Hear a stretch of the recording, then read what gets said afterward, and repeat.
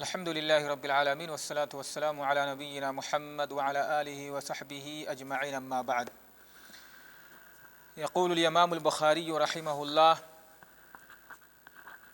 بسم الله الرحمن الرحيم. كتاب بدء الخلق. باب ما جاء في قول الله: وهو الذي يبدأ الخلق ثم يعيده وهو أهون عليه.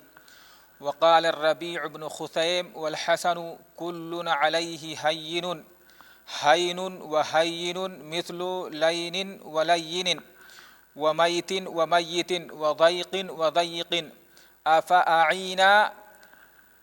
أفأعيا علينا حين أنشأكم وأنشأ خلقكم. لغوب اللغوب النصب.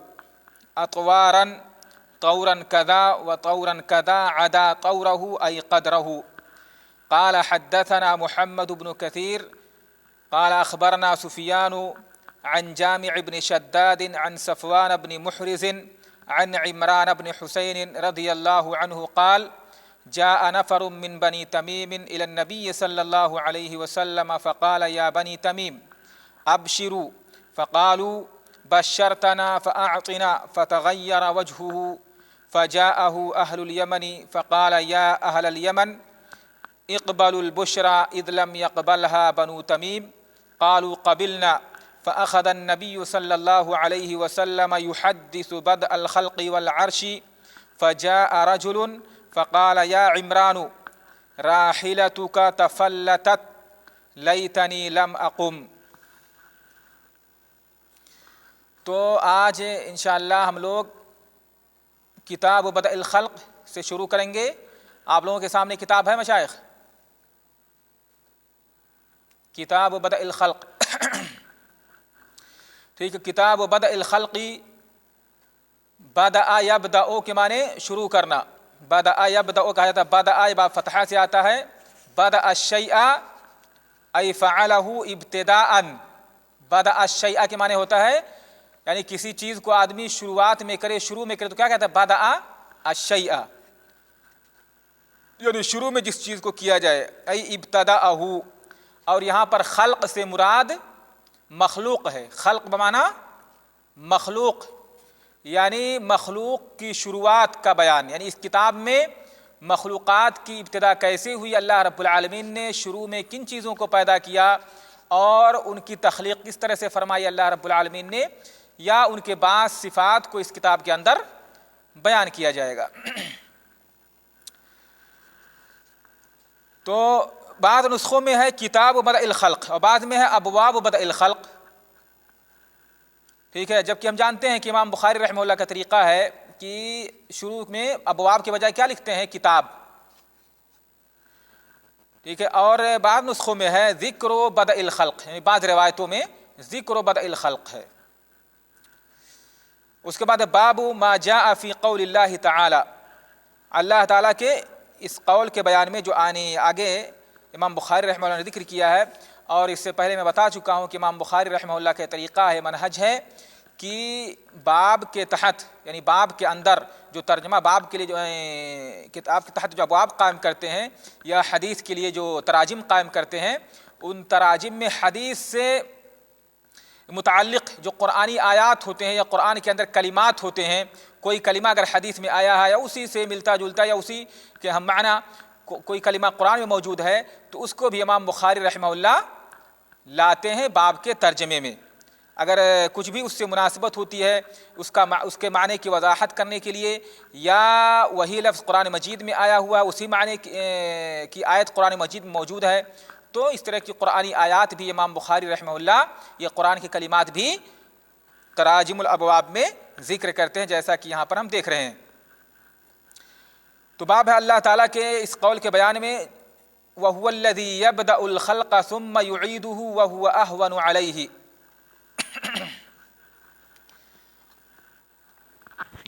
ایک منٹ مشائخ. تو وَهُوَ الَّذِي يَبْدَأُ الْخَلْقَ یعنی المخلوق، یعنی اللہ رب العالمین ہی کی ذات ہے. یبدأ الخلق جس نے مخلوقات کی شروعات کی، یعنی اللہ رب العالمین ہی مخلوقات کو پیدا کرتا ہے ابتداءً ثم یعیدہ، پھر اسے دوبارہ اللہ رب العالمین ہی پیدا کرے گا.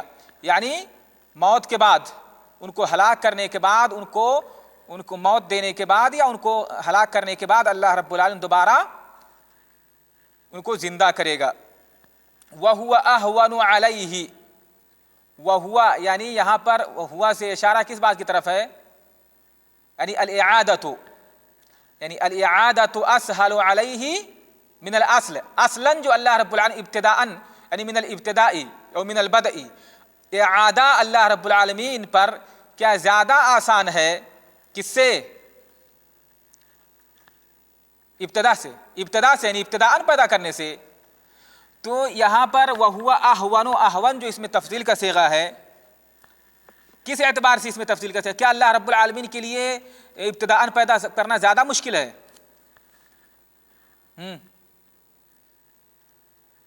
تو پھر یہاں پر اس میں تفضیل کا صیغہ ہے وَهُوَ أَهْوَنُ عَلَيْهِ، یعنی یہ ہمارے اعتبار سے ہے، انسانوں کے اعتبار سے ہے.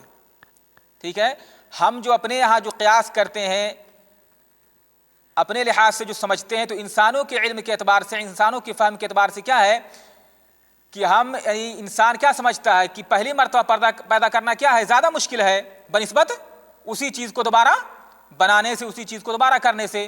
تو اس اعتبار سے اللہ رب العالمین نے فرمایا ہوا اہون علیہ. اسی لیے آگے امام بخاری رحمہ اللہ نے ذکر کیا قال الربیع ابن خثیم والحسن، حسن بصری رحمہ اللہ مراد ہے ربیع ابن خثیم اور حسن بصری رحمہ اللہ نے فرمایا کل علیہ ہین، کہ ہر ایک اللہ رب العالمین پر کیا ہے؟ سہل ہے. ہین یعنی سہل، ہین آسان ہے، چاہے وہ ابتداءً پیدا کرنا ہو چاہے وہ دوبارہ پیدا کرنا ہو، اللہ رب العالمین کے لیے سب یکساں ہے، برابر ہے، آسان ہے.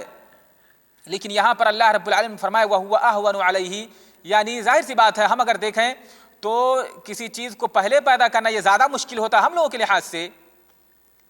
تو جس ذات نے مخلوقات کو ابتداءً پیدا کیا ہو وہ دوبارہ لوٹانے پر بدرجہ اولا قادر ہوگا، دوبارہ ان کو پیدا کرنے پر بدرجہ اولا قادر ہوگا. یہی یہاں پر مراد ہے.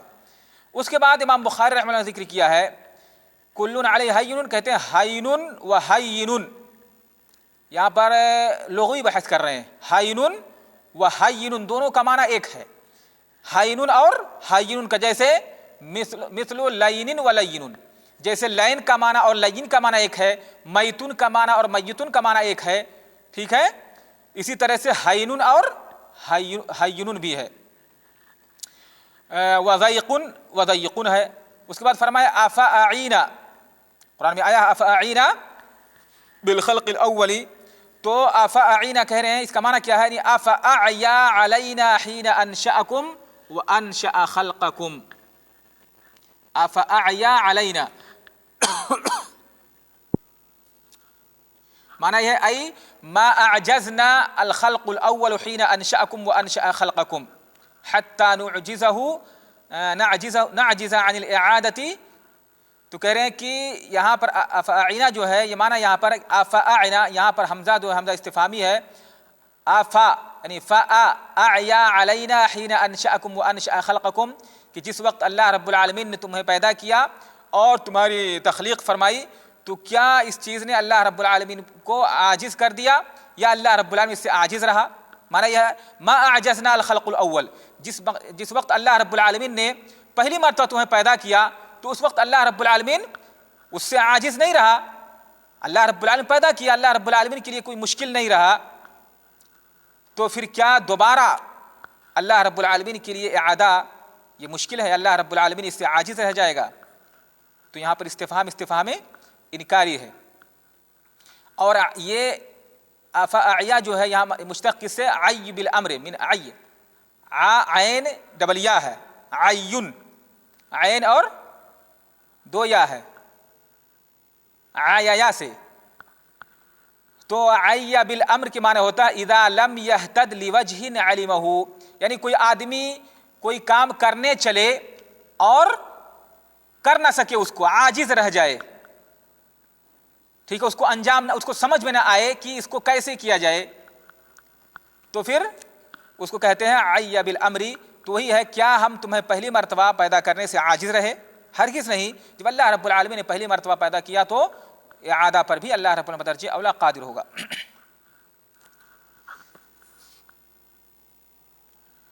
اس کے بعد فرمایا لغوب، فرماتے ہیں اللغوب النسب، یہ کس آیت کی طرف اشارہ ہے؟ سورہ قاف میں ہے وَلَقَدْ خَلَقْنَا السَّمَاوَاتِ وَالْأَرْضَ وَمَا بَيْنَهُمَا فِي 6 أَيَّامٍ وَمَا مَسَّنَا مِن لُغُوبٍ، کہ ہم نے آسمان و زمین کو اور اس کے مابین جتنی چیزیں ہیں سب کو 6 دنوں میں پیدا کیا اور ہمیں کچھ بھی تھکاوٹ نے نہیں چھوا۔ تو لغوب کے معنی کیا ہوتے ہیں؟ نصب، نصب معنی تعب، جیسا کہ یہود کا عقیدہ ہے کہ اللہ رب العالمین نے آسمان و زمین کو 6 دن میں پیدا کیا، یعنی یوم الاحد سے شروع کیا اور جمعہ تک میں اللہ رب العالمین نے آسمان و زمین اور اس کے مابین تمام اشیاء کو پیدا کیا، اور سنیچر کے دن اللہ رب العالمین نے آرام کیا۔ تو کیا یہ عقیدہ کیا باطل ہے؟ تو اس سے یہود کے اس عقیدے کی تردید ہوتی ہے، اللہ رب العالمین اس سے بری ہے۔ تو اسی آیت کی طرف اشارہ ہے لغوب۔ اس کے بعد ہے اطوارن، فرمایا اطوارن، اطوار کس آیت کی طرف اشارہ ہے اطوارن سے؟ ہاں شاید وَقَدْ خَلَقَكُمْ اطوارا، اطوارن وَقَدْ خَلَقَكُمْ اطوارن۔ اطوار یہ جمع ہے طور کی، طورن جمع اطوار، اور طور کے معنی ہوتے ہیں حالت کے، کہا ہے طورن کذا و طورن کذا، یعنی اللہ رب العالمین نے تمہیں مختلف حالات سے گزارا، تمہاری پیدائش جو ہوئی ہے مختلف حالات سے گزارا۔ انسان کیا، اللہ رب العالمین نے انسان کو پہلی مرتبہ مٹی سے پیدا کیا، پھر انسانوں کی پیدائش نطفے سے کی، انسان نطفہ ہوتا ہے، پھر علقہ ہوتا ہے، پھر مضغہ ہوتا ہے، پھر اللہ رب العالمین اس کے اندر ہڈیاں پیدا کرتا ہے۔ تو یہ انسان کی پیدائش جو ہے مختلف حالات سے ہو کر کے انسان گزرا ہے، اسی کو اللہ رب العالمین قد خلقکم اطوارا۔ اس کے بعد فرماتے ہیں امام بخاری رحمہ اللہ عدا طورہ ای قدرہ، کہا جاتا ہے یعنی عدا طورہ، فلان عدا، عدا یعدو کے معنی تجاوز کرنا، ای جاوزا، عدا طورہ ای جاوزا قدرہ، وہ شخص اپنی قدر سے، اس کے لیے جو اس کی قدر ہے، جو اس کی حالت ہے، ای جاوزا حالتہ، اپنی حالت سے کیا ہے، اپنی قدر سے، اپنے مقام سے آگے بڑھ گیا، تو جاوزا قدرہ، عدا طورہ بولا جاتا ہے اس طرح سے۔ تو چونکہ یہ مخلوقات کی پیدائش سے یا انسان کی تخلیق سے متعلق یہ قرآنی کچھ آیات تھیں، ان کی طرف امام بخاری رحمہ اللہ نے ان آیات کو، ان الفاظ کو ذکر کر کے ان کی طرف اشارہ کیا ہے۔ اس کے بعد جو باب کے اندر حدیث ہے، فرماتے ہیں امام بخاری رحمہ اللہ حدثنا محمد بن کثیر العبدی قال اخبرنا سفیان الثوری، یعنی سفیان بن سعید بن مسروق الثوری، عن جامع بن شداد ابو صخر المحاربی، عن صفوان بن محرز المازنی البصری، عن عمران بن حسین رضی اللہ عنہ، مشہور صحابی ہیں عمران بن حسین، یہ حا کے ضمہ کے ساتھ پڑھا جاتا ہے، تصغیر یعنی حسین نہیں بلکہ حسین، عمران بن حسین رضی اللہ عنہما، انہ قال جاء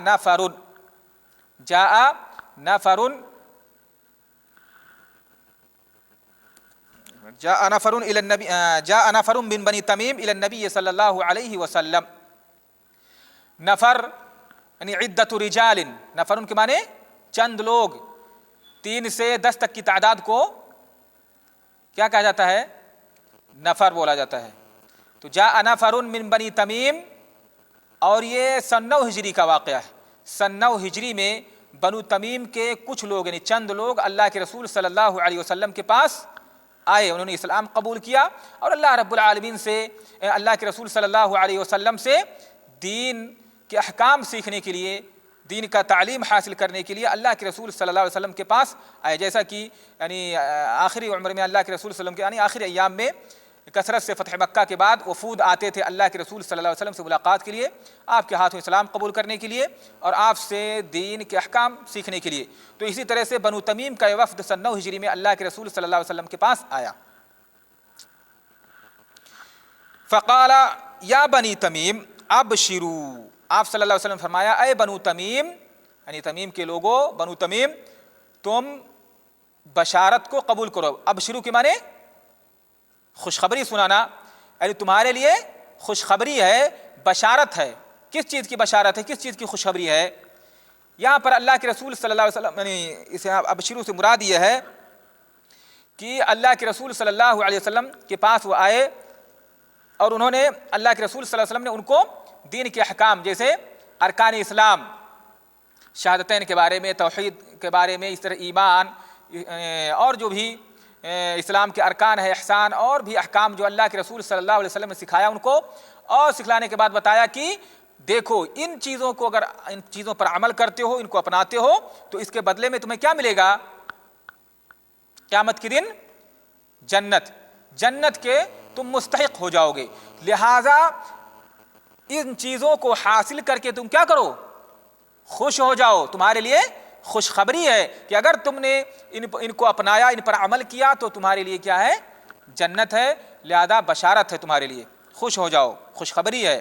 تو فرمایا ابشروا یا بنی تمیم، فقالوا، تو انہوں نے کہا بشرتنا، اے اللہ کے رسول صلی اللہ علیہ وسلم آپ نے ہمیں خوشخبری سنا دی، فاعطنا، تو آپ ہمیں کچھ عطا کیجئے، یعنی ہمیں کچھ مال وغیرہ دیجئے۔ فتغیر وجہہ صلی اللہ علیہ وسلم، تو اللہ کے رسول صلی اللہ علیہ وسلم کا چہرہ بدل گیا۔ چہرہ کب بدل جاتا ہے انسان کا؟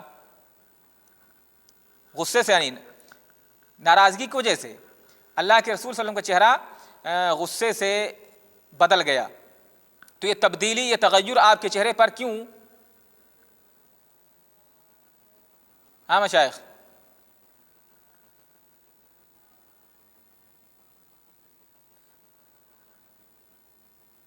ہاں تو یہاں پر علماء نے دو باتیں ذکر کی ہیں کہ اللہ کے رسول صلی اللہ علیہ وسلم کے چہرے کا رنگ بدل گیا۔ اس کی وجہ یہ تھی کہ افسوس کرتے ہوئے ان پر کہ کس طرح سے یہ لوگ دنیا کی نعمتوں کو یا دنیا کے مال کو یا دنیا کو آخرت پر کیا ہے ترجیح دے رہے ہیں۔ اللہ کے رسول صلی اللہ علیہ وسلم یہاں پر ان کو جنت کی خوشخبری دے رہے ہیں کہ اگر دین کے ان احکام پر تم عمل کرو گے، ان کو اپناؤ گے تو اس کے بدلے میں اللہ رب العالمین تمہیں جنت عطا کرے گا، انہیں اس کو قبول کرنا چاہیے۔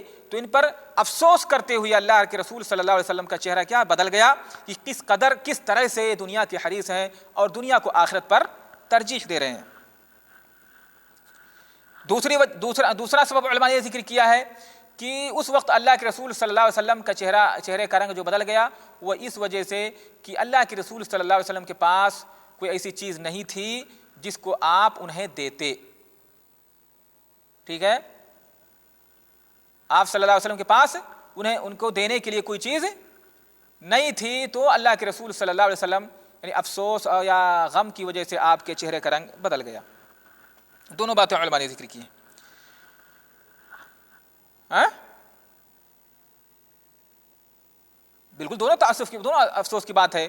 ایک اس پر افسوس کہ کس قدر یہ دنیا کو ترجیح دے رہے ہیں آخرت پر، دوسرے اس پر افسوس کہ کاش کہ میرے پاس کچھ ہوتا تو میں ان کو دے دیتا۔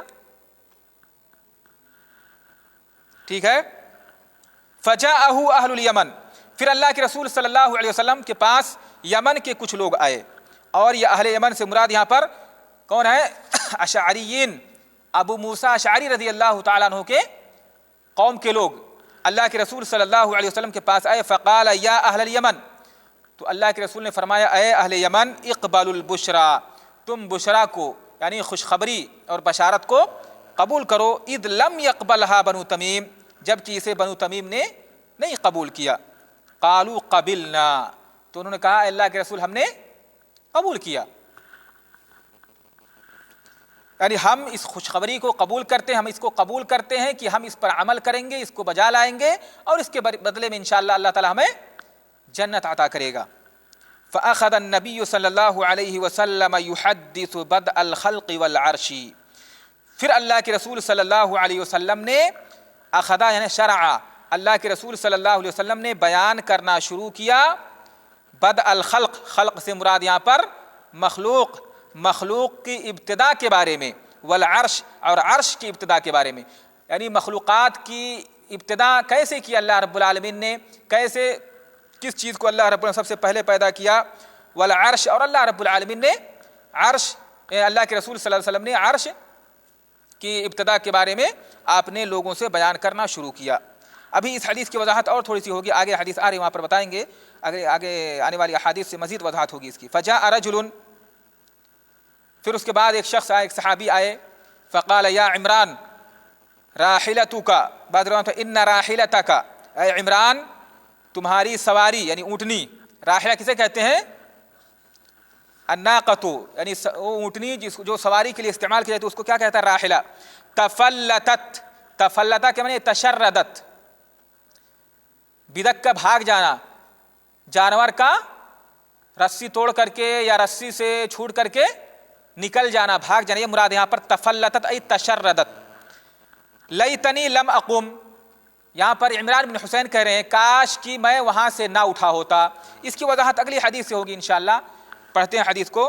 क़ाल हद्दथना उमर बिन हफ्स इब्न ग़ियास क़ाल हद्दथना अबी क़ाल हद्दथना अल-अअमश सुलेमान बिन महरान क़ाल हद्दथना जामी' बिन शद्दाद अन सफ़वान बिन मुहरिज़ अन्नहु हद्दथहु अन इमरान बिन हुसैन रज़ियल्लाहु अन्हु क़ाल दख़लतु अला नबी सल्लल्लाहु अलैहि वसल्लम व अक़लतु नाक़ती बिलबाब। यहाँ पर देखिए इस हदीस में मज़ीद वज़ाहत है। कहते हैं मैं अल्लाह के रसूल सल्लल्लाहु अलैहि वसल्लम के पास आया और अपनी ऊँटनी को दरवाजे पर बांध दिया। कहाँ पर, मस्जिद के पास, यानी मस्जिद के बाहर दरवाजे के पास अपनी ऊँटनी बांध दिया। फ़अताहु नासुम मिन बनी तमीम फ़क़ालू इक़बलुल बुशरा फ़क़ाल इक़बलुल बुशरा या बनी तमीम क़ालू क़द बश्शरतना फ़अअतिना मर्रतैनि। दो मरतबा गया किस तरह से उन्होंने कहा, यानी दो मरतबा अल्लाह के रसूल ने कहा तो उन्होंने कहा क़द बश्शरतना फ़अअतिना। सुम्मा दख़ल अलैहि नासुम मिनल यमन, नासुम मिनल यमन से मुराद अशअरीयीन हैं, हाँ यानी अबू मूसा अशअरी रज़ी अल्लाह तआला अन्हु के कबीले के लोग। फ़क़ाल इक़बलुल बुशरा या अहलल यमन इज़ लम यक़बलहा, बाद रिवायत में इन लम यक़बलहा बनु तमीम क़ालू क़द क़बिलना या रसूल अल्लाह क़ालू जिअनाका नसअलुका अन हाज़ल अम्र। अब यहाँ पर देखिए उस हदीस में इख्तिसार था, वहाँ पे था कि फ़अख़ज़ अन्नबी सल्लल्लाहु अलैहि वसल्लम युहद्दिसु बदअल ख़ल्क़ि। यहाँ पर है कि उन्होंने सवाल किया, अल्लाह के रसूल सल्लल्लाहु अलैहि वसल्लम ने बदअ ख़ल्क़ मखलूक़ात की इब्तिदा के बारे में जो हदीस बयान करना शुरू की, क्यों, सबब क्या था, बनु तमीम का सवाल था। बनु तमीम ने सवाल किया, कहा क़ालू जिअनाका, अल्लाह के रसूल सल्लल्लाहु अलैहि वसल्लम हम आपके पास आए हैं, नसअलुका, बाद रिवायत में है लिनसअलका, ताकि हम आपसे सवाल करें, पूछें, अन हाज़ल अम्र, इस अम्र के बारे में। किस अम्र के बारे में, इस अम्र से इशारा है ऐ हाज़ल अम्रुल मौजूद, अन हाज़ल अम्रिल मौजूद, यानी ये जो अम्र से मुराद यानी मखलूक आलम, अन हाज़ल आलमिल मौजूद, ये जो आलम ये मौजूद है इसके बारे में हम आपसे सवाल करने के लिए आए हैं।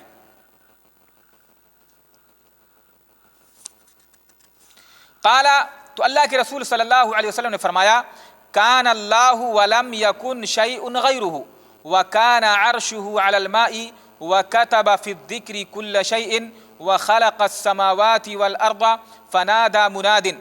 अल्लाह के रसूल सल्लल्लाहु अलैहि वसल्लम ने उसके बाद, जैसा कि उससे पहले हदीस में है, आपने मखलूक़ात की इब्तिदा, अर्श की इब्तिदा के बारे में, अर्श की इब्तिदा कैसे हुई, अल्लाह रब्बुल आलमीन ने अर्श को कब पैदा किया, इस ताल्लुक़ से अल्लाह के रसूल ने हदीस बयान करना शुरू किया। इसमें है अल्लाह के रसूल ने फरमाया कान अल्लाहु, अल्लाह रब्बुल आलमीन था, अज़ल ही से, यानी अज़ल ही से अल्लाह रब्बुल आलमीन मौजूद है। वलम यकुन शैउन गैरुहु, और उसके अलावा कोई शय नहीं थी, यानी सिर्फ अल्लाह रब्बुल आलमीन की ज़ात थी, उसके अलावा कोई शय नहीं थी, ना तो अर्श, ना ज़मीन, ना आसमान, ना पानी, कुछ नहीं।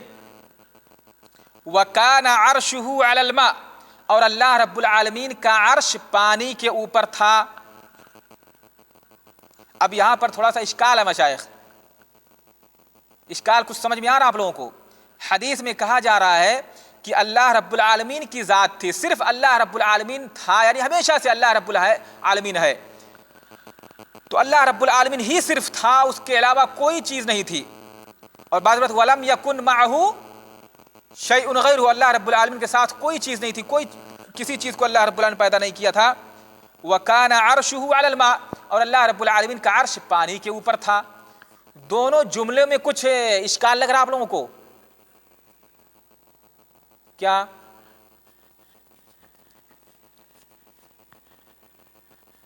ہاں بتائیے۔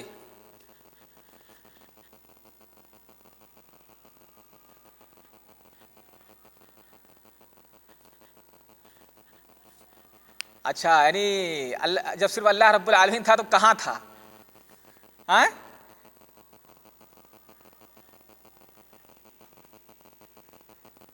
نہیں، یہ تو ٹھیک ہے، ایک سوال ہے آپ کا، لیکن جو جملہ یہاں پر پہلے دونوں جملوں کو سمجھیے، اس کو جواب بعد میں دیں گے۔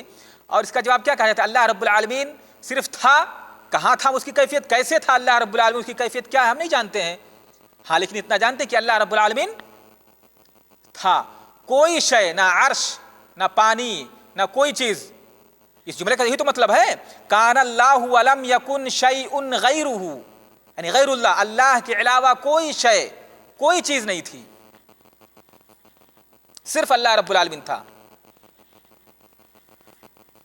یہ تو بات ہو گئی۔ اس کے بعد کہا جا رہا ہے وَكَانَ عَرْشُهُ عَلَى الْمَاءِ، اور اللہ رب العالمین کا عرش پانی کے اوپر تھا۔ دونوں جملوں کو اگر ملا کے پڑھیے تو کوئی اشکال اس میں لگ رہا آپ لوگوں کو؟ کوئی پریشانی، کوئی سوال یہاں پر پیدا ہوتا ہو؟ کیا سوال ہے وہ؟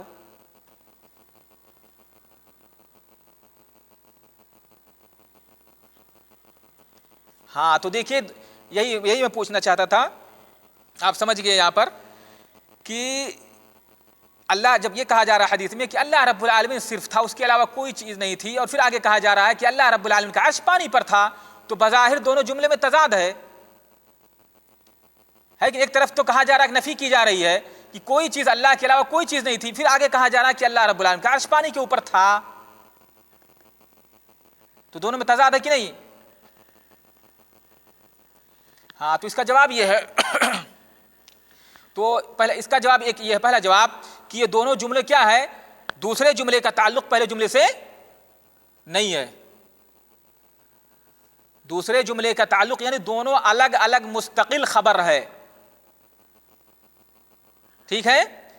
تو اس معنی کر کے کیا ہوگا، یہاں گویا کہ واو جو ہے وہ کانا، واو یہ ثم کے معنی میں ہے، واو جو عطف کے لیے ہے یہاں پر، واو یہ ثم کے معنی میں ہے، یعنی کان اللہ ولم یکن شیء غیرہ ثم کان عرشہ علی الماء، اللہ رب العالمین صرف تھا، اس کے علاوہ کوئی چیز نہیں تھی، پھر اللہ رب العالمین نے جب عرش کو اسی طرح پانی کو پیدا کیا تو پھر اللہ رب العالمین کا عرش کس کے اوپر تھا؟ پانی کے اوپر تھا، ٹھیک ہے؟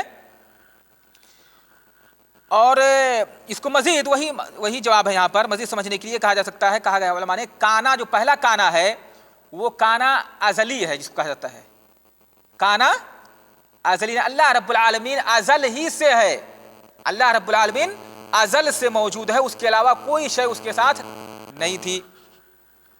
وکانا، اس کے بعد دوسرا جو کانا ہے یہ حدوث کے معنی میں، یعنی سارا کے معنی میں، ای وسارا ثم سارا ثم حدث، یعنی پھر اللہ رب العالمین کا عرش پانی کے اوپر ہوا، یعنی اللہ رب العالمین نے عرش کو پیدا کیا پانی کے اوپر، ٹھیک ہے؟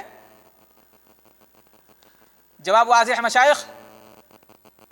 پہلا جواب تو یہ کہ اس جملے کا تعلق پہلے جملے سے نہیں ہے، دوسرا یہ کہ یہاں پر پہلا جو کانا ہے وہ ازلی ہے، ازل کے معنی میں ہے، دوسرا کانا جو ہے یہ حدوث کے معنی میں ہے، ٹھیک ہے؟ تو یہ اشکال دور ہو گیا۔ اس کے بعد انشاءاللہ کل گفتگو کریں گے کہ اللہ رب العالمین نے کس چیز کو سب سے پہلے پیدا کیا ہے، اس حدیث سے استدلال کرتے ہوئے اور دوسری حدیث کی روشنی میں، آیا آسمان و زمین کو سب سے پہلے پیدا کیا ہے، یا قلم کو سب سے پہلے پیدا کیا ہے، یا عرش کو اللہ تعالیٰ نے کس چیز کو، یا پانی کو کس چیز کو پیدا کیا سب سے پہلے؟ تو ان باتوں پر انشاءاللہ کل گفتگو ہوگی۔ السلام علیکم ورحمۃ اللہ وبرکاتہ۔